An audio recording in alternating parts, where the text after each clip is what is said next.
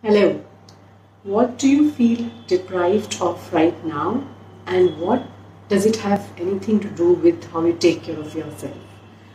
So, join me today as I take you through 3 reasons why self-care is often an act of courage and it's a radical act of love for most women. If you like what I have to say, make sure that you use the link shared below to sign up for the upcoming course for women on emotional health. It's called Boost Your Emotional Health, Build Your Radical Self-Care Practice, and it's for women like you who want to feel more empowered, more motivated, without having to do everything by themselves and figuring it out, right? So this will be a 6-week guided program, and the link that you need to go to is untitled.com/VIP waitlist. You also get a VIP bonus for signing up now, which will be shared with you once the course launches. So back to today's topic. Today I'm sharing with you 3 reasons why self-care is often a courageous and radical act of love for most women. But before I do that, let me share with you a bit of statistics. According to a recent UN report, modern women carry out about 2.5 times more unpaid work, household work and care work than men. However, this is rarely recognized as work, right? Things have definitely improved, with more well-intentioned men who are sharing in the household work, in the responsibilities all over the world. But it's clearly not enough.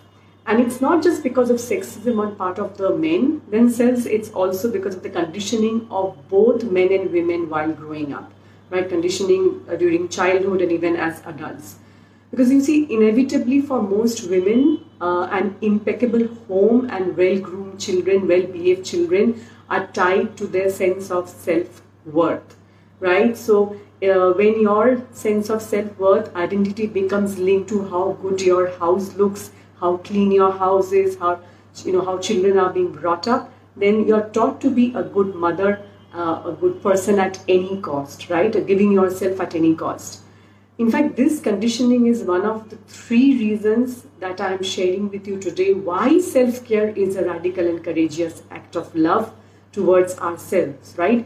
This is in fact an area I'll be getting into much more details in the upcoming course that I just mentioned. So check that out, check the details out in the link, anindita.com/VIP waitlist. So the first reason, again, why this is so is because of our conditioning to be a giver, right? Women are natural caregivers. They nurture, they have a nurturing nature, of course, but what happens is that often without realizing we end up overgiving, right? And we often run on empty and without giving ourselves any respite. There's nothing wrong with being a giver. There's nothing wrong with being a good mother or a good caregiver, but it becomes an issue only when we overgive, only when we do not take care of ourselves and give ourselves the respite. So we start running on empty. And as a result of that, we often start feeling resentful, demotivated, and stressed, right? So I first want to start with asking you a question. What do you feel deprived of right now?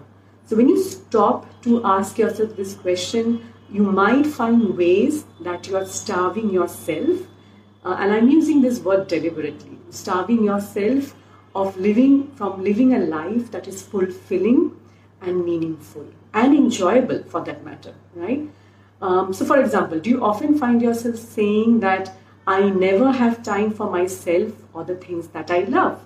This is something that I have said many times. This is something that I hear very often from my friends, acquaintances, my clients. But underlying this sentence, underlying this meaning might be that you're not taking time for yourself, for your own needs, right? And nobody else can do it for you, and that's a fact. The other thing that I often hear, and again, this also comes from my own personal experience, the other thing that it's very common, and I hear that my household work and taking care of my children take up all of my time, right? And again, it might mean, and the underlying meaning might be that you're prioritizing housework and your children's needs over your own. And again, prioritizing your needs is your responsibility only. Right? You cannot give that to anybody else. So if that is happening, then of course you're not able to take out time for yourself. So when you ask yourself what you feel deprived of, then you start getting some answers, right? This is again extremely common. And as I mentioned that I, sort of have felt like this, and I've said this to myself multiple times and I still do. It's just that but with time I have learned to set healthy boundaries so that I can take care of my own needs. And I put a consistent self-care practice in place. Of course, I do mess up from time to time, but I've become better at it, right? So I find that I feel like this less and less often.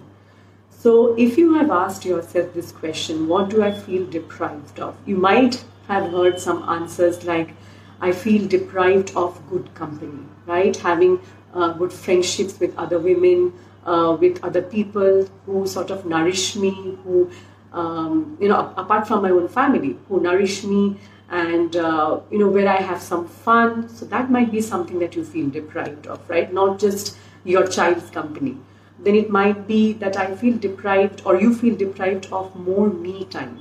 That you might find that from the time you wake up to the time that you go to bed again at night, you simply don't have any time to yourself, not even a few minutes in your day, right? But again, it's a matter of prioritizing and taking out that time. So maybe you feel deprived of that. Maybe you feel deprived of more quality sleep, right? And this is something I think that's again extremely common. So rather than watching that, maybe that show at night, or rather than doing something else when you, especially the days that you're feeling tired, maybe it's time to sleep half an hour earlier, right? So again, thinking about this gives you the answers that you really want, right? So maybe you feel deprived of that. Maybe you feel deprived of a creative outlet or a hobby, right? Play is a very important part of what motivates us, what makes life enjoyable. Otherwise, it sort of becomes a chore, right? We just keep doing the same things day in and day out. So maybe you're not taking time to create something, right? And it doesn't have to be only art. It can be poetry. It can be anything. It may be simply a hobby that you indulge in. So maybe you feel deprived of that. So only when you're able to pinpoint this, when you find some answers to this, will you be able to take some action, right? But again, it takes courage to face this truth, to seek these answers. And that's exactly why I said self-care is often an act of courage, right? It's a act of courage, and it's a radical act of love. Now, the second reason that I want to share with you why this is so, again, is that, again, as women, we have not, and I think that's true for most men as well, but we are not really taught or not really shown how to have respect for ourselves and how to truly appreciate ourselves the way we are right now. Of course, there's many different things that we can improve upon, certain aspects of our habits, etc. Different things that we might need to work on. That's always going to be the case. But first and foremost is the need to respect and appreciate ourselves as we are today, right? So because otherwise what happens, and what we end up doing, is that we often spend most of our lives trying to mold ourselves to other people's expectations to gain their approval and acceptance, and trying to fit in, right? And molding ourselves in the space available to us. And girls tend to do this more than boys. And again, that's also a function of the conditioning. But this conditioning starts right at the start, and then it often becomes a way of life. And later as women, we are taught how to say the right things in the right manner, at the right time, right? And then we learn how to modify our behavior to please our families, to please our husbands, to please others, other important people in our lives. And with that, many women lose their sense of identity, right? And often reach a point in their lives, usually in their 40s and 50s, when they no longer know who they really are and what they stand for. And if you feel like this to some extent or the other, then you're certainly not alone in this. in many ways I have struggled with a lot of these, because this is what we've sort of not really shown, we don't really talk about it, or we've not been really told all these things when we were young girls. And this is a journey that I have had to go through myself. It's only now when I'm standing in front of you that I have been working on all these aspects of self-care, and I call this a part of my self-care practice, is to know who I am and what I stand for, what values are important to me. So, but it's again a radical act of love which I'm showing towards myself, right? So that's the second reason. So the first reason that I mentioned is that because of a conditioning to be a giver at all cost. The second is because we are not shown how to respect and appreciate ourselves. And the third reason is, okay, there's something else I was trying to say. Give me a second. Yeah, is because it's because of the way things are right now, right? The way the world is right now, we have to really go against the conventional norms in order to be healthy and remain healthy, with the kind of pollution, with the kind of toxins, with the kind of stress, with the kind of modern lifestyle, with modern foods that we indulge in, right? Is it any wonder that so many of us don't feel well, or have chronic or health issues from time to time, which often become chronic? So all these things are a big part of our lives right now. So self-care, again becomes a very radical act when we have to go against these norms, right? We have to go against the norms of saying that, I will take out time. If I'm feeling tired, I will go to bed by 9, right? It doesn't matter what the rest of my family thinks of me, or and I can speak from experience. I mean, a lot of times I have said that I'm feeling very tired, I need to be in bed by 9:30. My children are awake, my husband is awake, and they are often surprised that what are you doing? But this is my act of self-care. This is my way of giving my body what it needs at that point in time. But again, it's not very easy to do this at all times. The other thing is that, again, in this aspect, the reason that we often go against conventional norms is that we are the conventional norm is having good health is often about exercise and diet, right? Those two things only.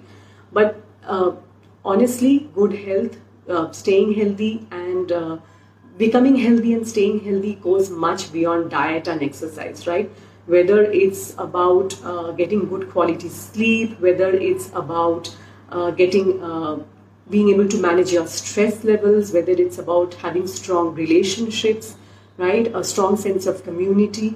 All this also goes hand in hand. It's not just about exercising 5 days a week and having healthy foods, as we call it, and in foods also, or having a particular diet. It's not about the latest fad diet that is around the corner. It's about giving your body the nourishment that it needs. And again, it might go against the norms.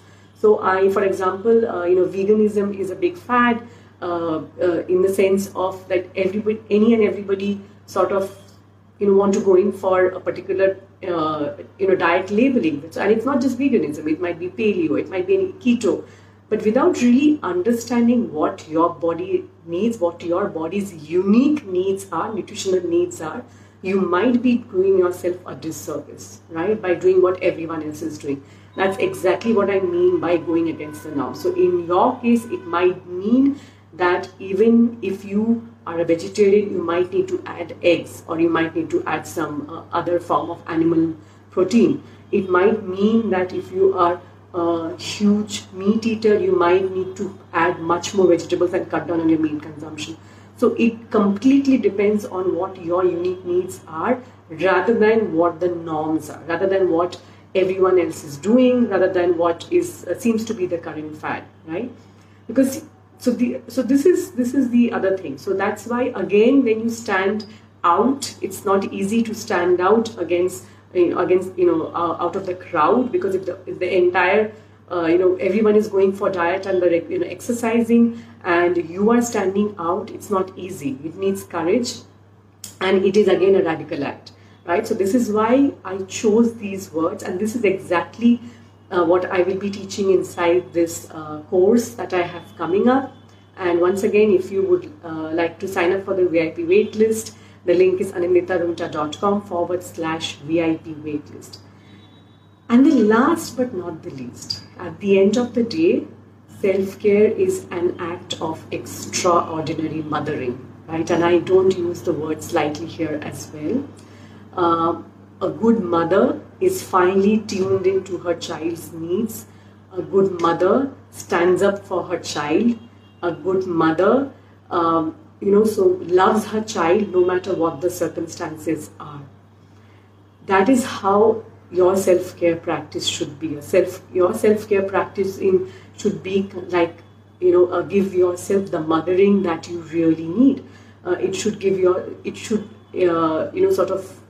the space. You should be able to. It should give you the consistency that you need.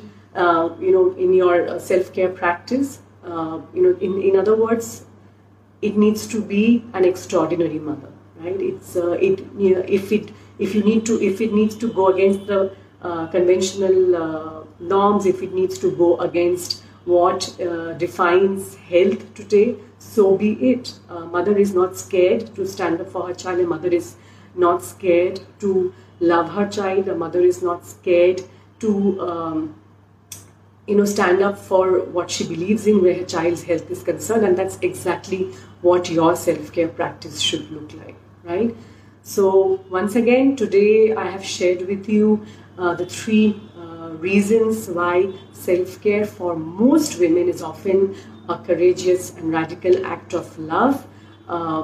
If you like what I have to say, then you can sign up for the VIP waitlist for my upcoming course for women on emotional health. It's called Boost Your Emotional Health, Build Your Radical Self-Care Practice. And it's going to be available at ananditarumta.com/VIP waitlist. It's going to help you feel more empowered. It's going to help you feel motivated to help you deal with difficult emotions at the time, find more positivity in your life without you having to figure this all out by yourself or having to implement it without help, right? So this is what the course is there for you, and I will see you back here again soon.